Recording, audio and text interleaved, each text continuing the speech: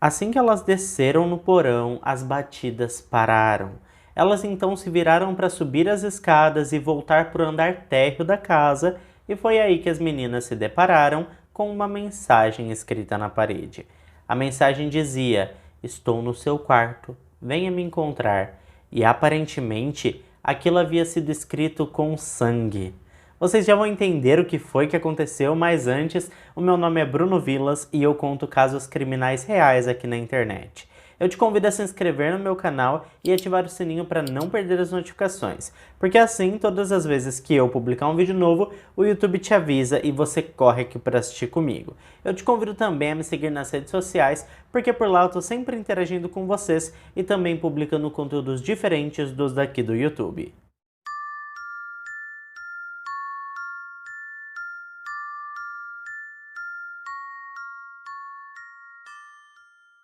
Daniel LaPlante nasceu no dia 15 de maio de 1970, na cidade de Townsend, que fica no estado de Massachusetts, nos Estados Unidos.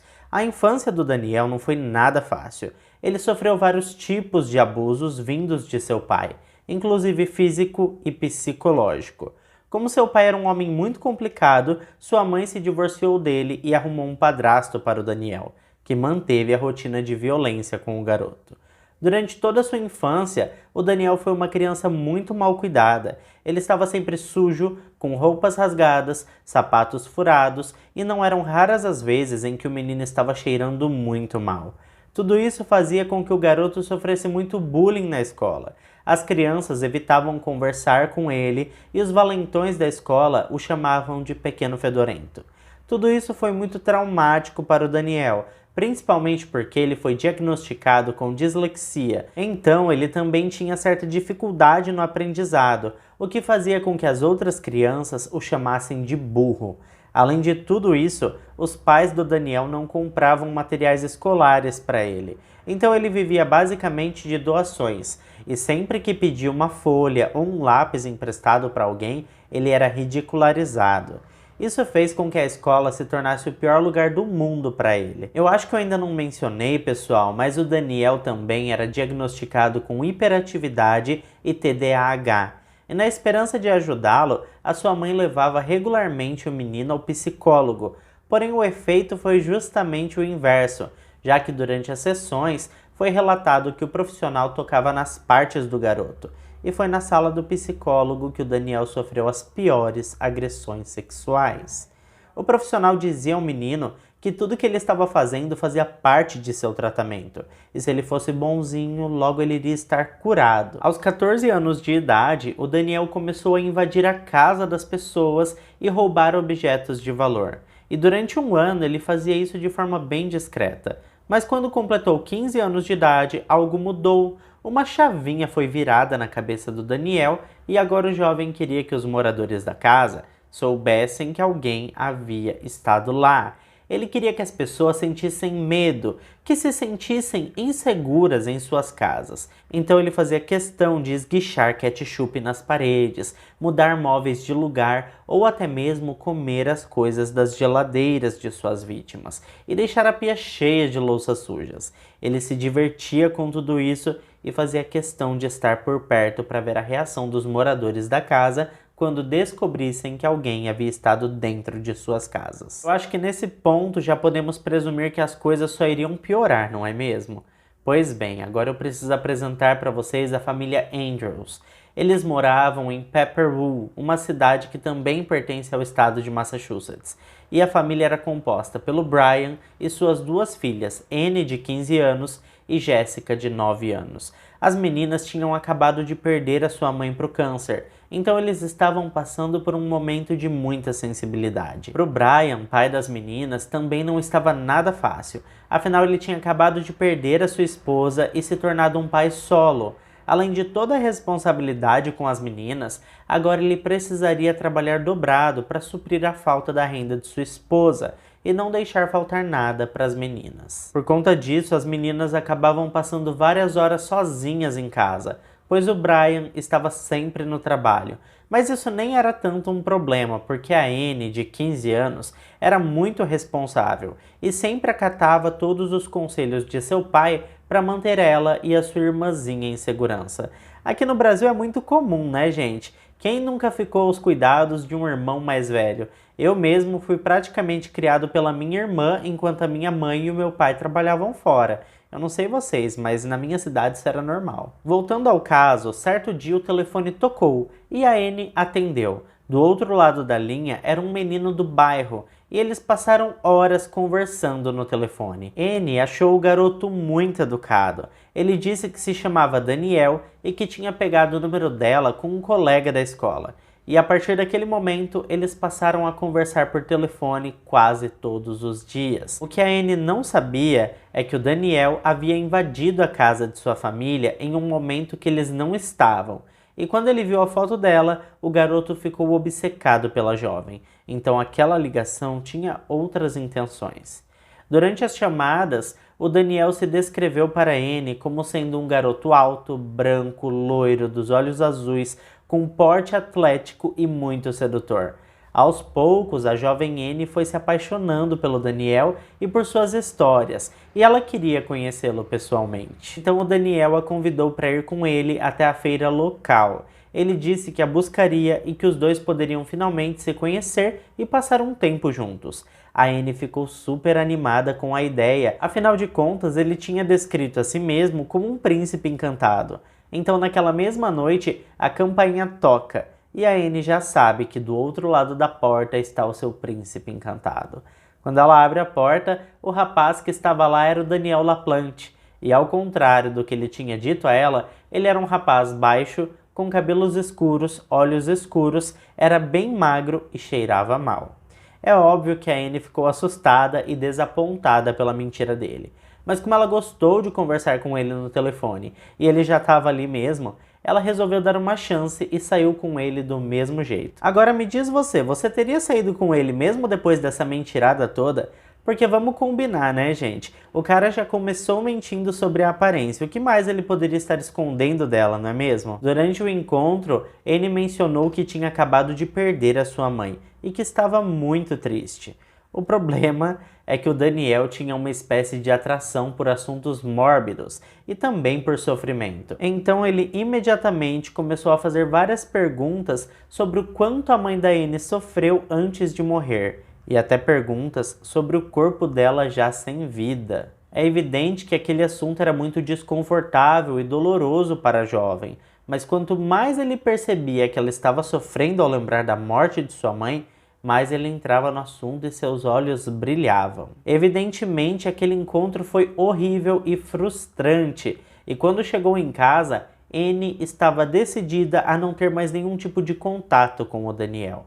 Alguns dias depois, ela e sua irmã estavam sozinhas em casa e pensaram que seria uma boa ideia usar um tabuleiro Ouija para se comunicar com a sua mãe. Elas escolheram o porão para tentar fazer o contato para caso o pai delas chegasse, ele não se deparasse com uma sessão espírita na sala de sua casa. E foi dito e feito. Assim que as meninas iniciaram o contato com o mundo dos espíritos, seu pai chegou e elas correram cada uma para o seu quarto e fingiram que nada havia acontecido. Mais tarde, naquela mesma noite, elas ouviram batidas nas paredes. A Anne correu para o quarto da Jéssica e perguntou se ela tinha ouvido também. E antes mesmo que ela pudesse responder, ambas ouviram novas batidas na parede do quarto da Jéssica.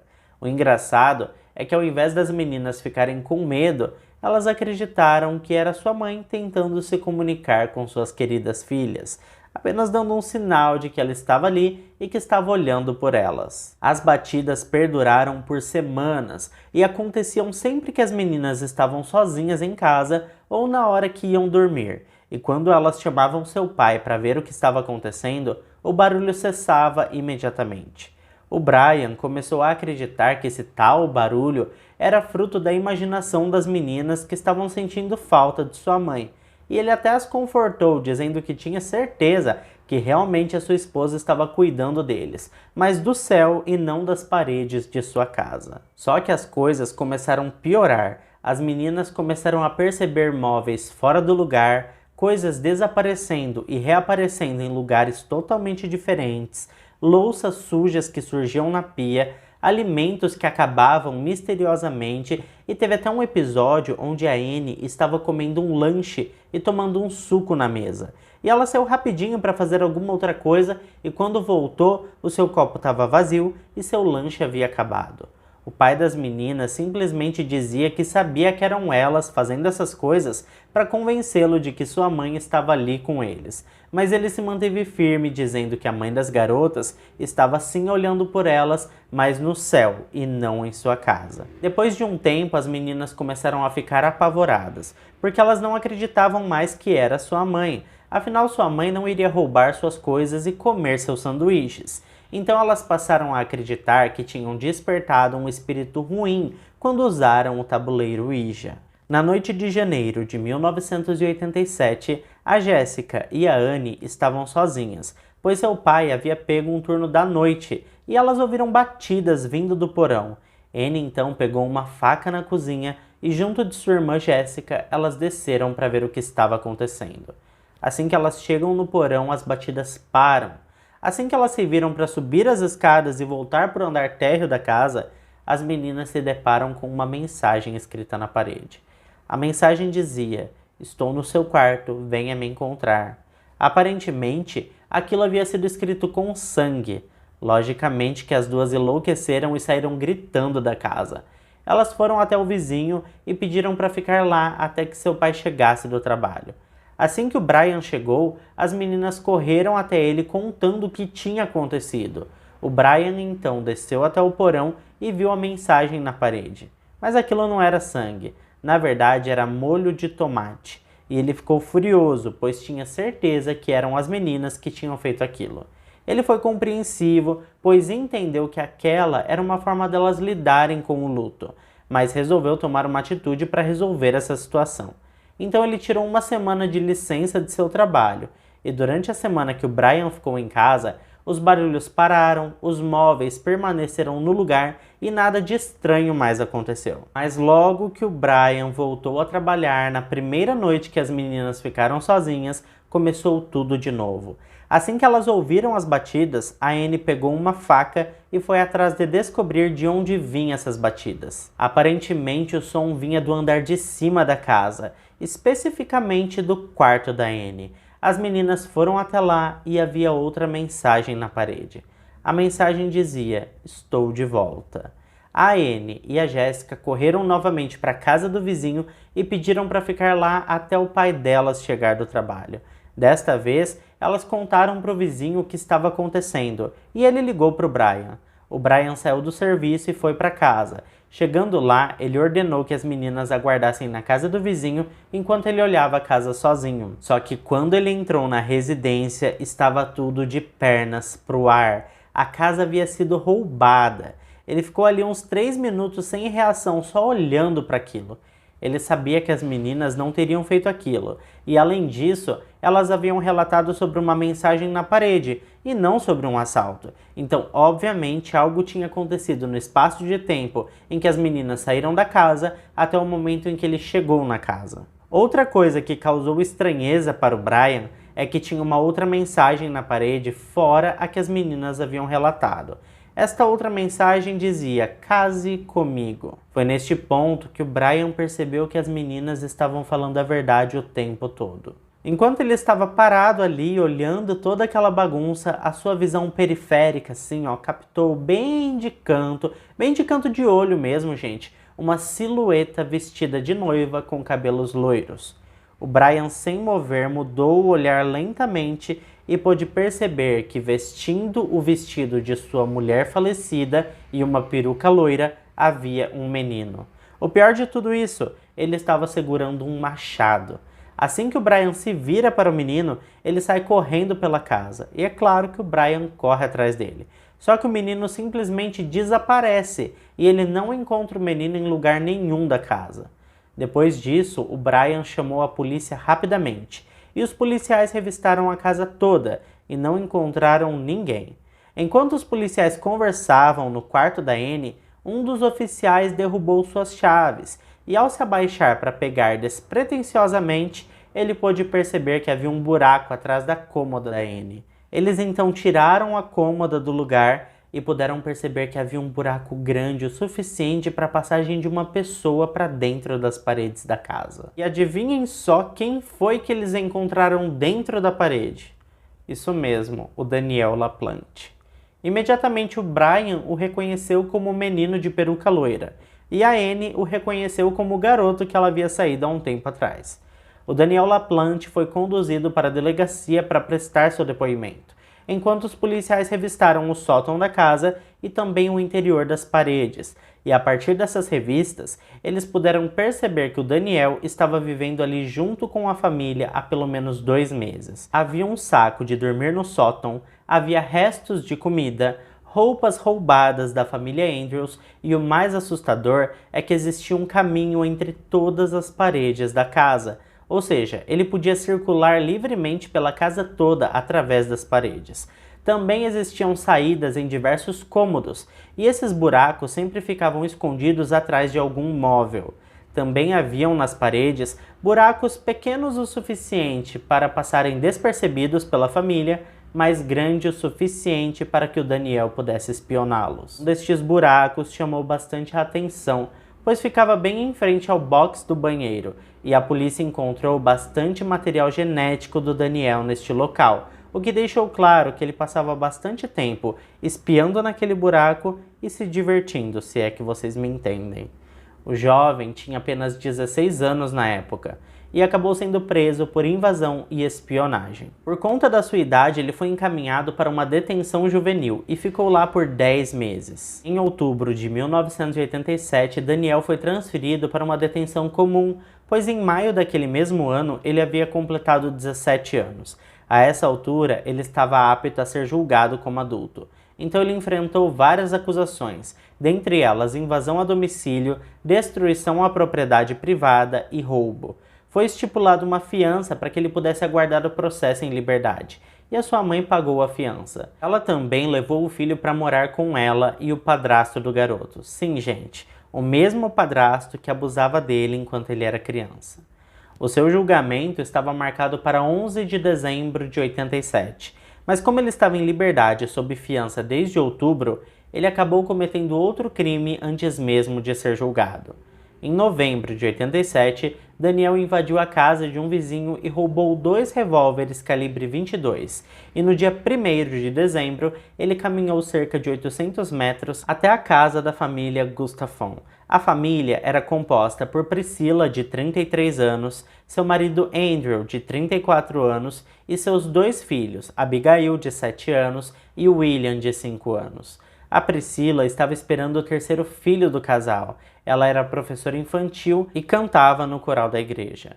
No dia em que o Daniel invadiu a casa da família Gustafson, o Andrew, marido da Priscila, estava trabalhando e a Abigail, filha mais velha do casal, estava na escola. Então Priscila estava sozinha com seu filho William, de 5 anos. Assim que entrou na casa, Daniel arrastou a Priscila até o quarto principal da casa, onde ela dormia com seu marido, e forçou a jovem mãe a ter relações sexuais com ele. Ainda durante o ato, ele colocou um travesseiro em sua cabeça com a desculpa de que não queria ver seu rosto e deu um tiro na sua cabeça. Em seguida, ele afogou o pequeno William, de 5 anos de idade, na banheira do banheiro principal da casa. Enquanto tudo isso acontecia, estava dando o horário da Abigail sair da escola, então ela pegou o ônibus e seguiu para sua casa. Chegando lá, ela foi surpreendida pelo Daniel, que a afogou no banheiro do andar de baixo da casa. O Andrew chegou em casa por volta das 5 da tarde, e quando entrou em casa, ele estranhou todo aquele silêncio que pairava pelo ar. Então ele chamou sua esposa pelo nome, mas não teve resposta. Ele subiu para o andar de cima e se dirigiu para o quarto do casal. Lá ele encontrou sua esposa despida de bruços na cama, com um travesseiro tapando sua cabeça e muito sangue. Ele rapidamente ligou para a polícia e saiu para fora da casa, pois nem queria ver o que tinha acontecido com seus filhos. Afinal, ele não suportaria uma coisa dessas.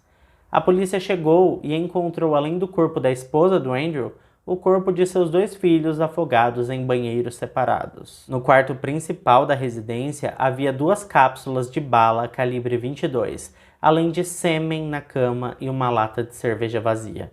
A polícia rapidamente começou uma investigação e não demorou muito para o Daniel se tornar o principal suspeito do caso. Ele era conhecido por invadir a casa das pessoas e, além disso, ele estava morando na região. Então o jovem foi conduzido para um interrogatório e, como já é de se imaginar, ele negou qualquer envolvimento com aquele crime. Ele disse que tinha passado o dia todo em casa e que não tinha nada a ver com aquilo. Mais tarde, naquele mesmo dia, a polícia foi até a casa do Daniel para conversar com ele novamente. Ele estava sentado na varanda da residência e, quando viu os policiais se aproximando, saiu correndo em direção à floresta que havia no fundo de sua casa. Aquela atitude para os policiais foi como uma confissão de culpa. Então eles revistaram a casa da família LaPlante e encontraram uma cápsula de bala que batia exatamente com as balas utilizadas na cena do crime da família Gustafson. Eles encontraram também um par de tênis que pertenciam ao Daniel, que batiam com as pegadas encontradas no jardim da casa da família. Além disso, eles encontraram luvas molhadas, daquelas de fazer limpeza em casa, sabe? E essas luvas estavam nas mãos do Daniel no momento em que ele afogou as crianças. Eles também encontraram uma meia com saliva que os agentes acreditaram ter sido usada para tapar a boca da Priscila. E quando eles revistaram o carro que estava na garagem da casa da família LaPlante, eles finalmente encontraram a arma que foi usada para tirar a vida da Priscila. Agora não havia mais dúvidas. O Daniel era o responsável pelo massacre da família Gustafson e estava foragido. Uma força-tarefa com mais de 50 policiais municipais e estaduais foi montada para capturar o Daniel. Helicópteros e cães farejadores cobriram toda a área, mas eles não conseguiram capturar o jovem antes dele cometer outro crime. Daniel sequestrou uma mulher e, com a ajuda de uma arma, a obrigou a dirigir sua van para ajudá-lo a escapar da polícia. No meio do caminho, o Daniel ordenou que ela parasse para fazer sexo oral nele. E foi bem nesse ponto que, felizmente, a jovem conseguiu fugir e chamou a polícia.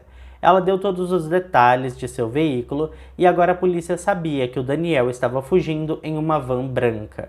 Graças a essas informações e também várias outras denúncias, a polícia conseguiu capturá-lo no dia 3 de dezembro, às 18h30. Ele estava escondido em uma lixeira de um depósito de madeira em Iowa, que fica a cerca de 17 quilômetros de Townsend, onde morava a família LaPlante. Quando foi revistada, a polícia encontrou na cueca do jovem a segunda arma que ele havia roubado da casa de seu vizinho. Daniel foi preso e seu julgamento começou em outubro de 1988. Ele tinha uma extensa lista de acusações, tanto as que envolviam a família Andrews quanto as que envolviam a família Gustafson. Além de, claro, vários outros crimes que ele havia cometido enquanto fugia da polícia, como sequestro e importunação sexual, por exemplo. Daniel tinha 18 anos na época de seu julgamento e se declarou inocente. A defesa apelou para insanidade mental e o juiz solicitou uma avaliação psiquiátrica. Os profissionais que o avaliaram declararam que o Daniel era apto a ser julgado e no final do julgamento o júri deliberou por 5 horas antes de voltar com o veredito de culpado para todos os crimes que ele era acusado e recomendou 3 sentenças de prisão perpétua, a qual foi acatada pelo juiz. É importante ressaltar que o júri teve acesso à casa da família Gustafson, onde aconteceram os crimes. Em 1993, ele recorreu de sua condenação, mas seu recurso foi negado.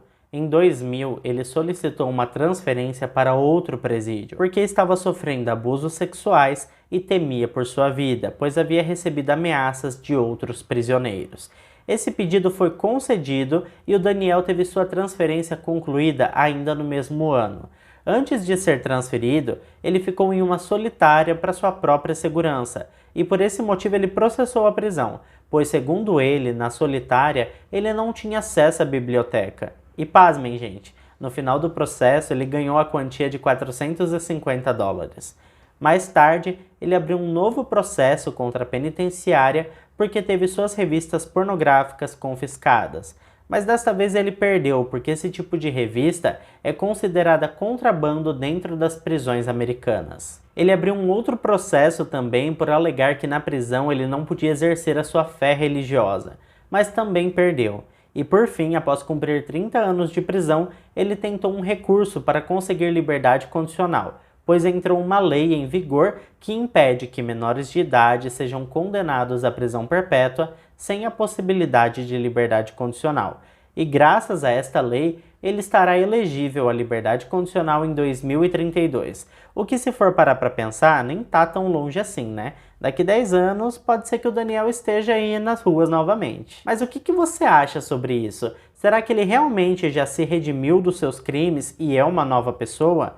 Ou será que ser solto representa aí um risco à sociedade? Deixa aqui pra mim nos comentários qual que é a sua opinião sobre esse assunto. E se ficou até aqui comigo, não esquece, né? Deixa o seu like que ajuda muito na divulgação do canal. Eu fico por aqui e até o próximo vídeo.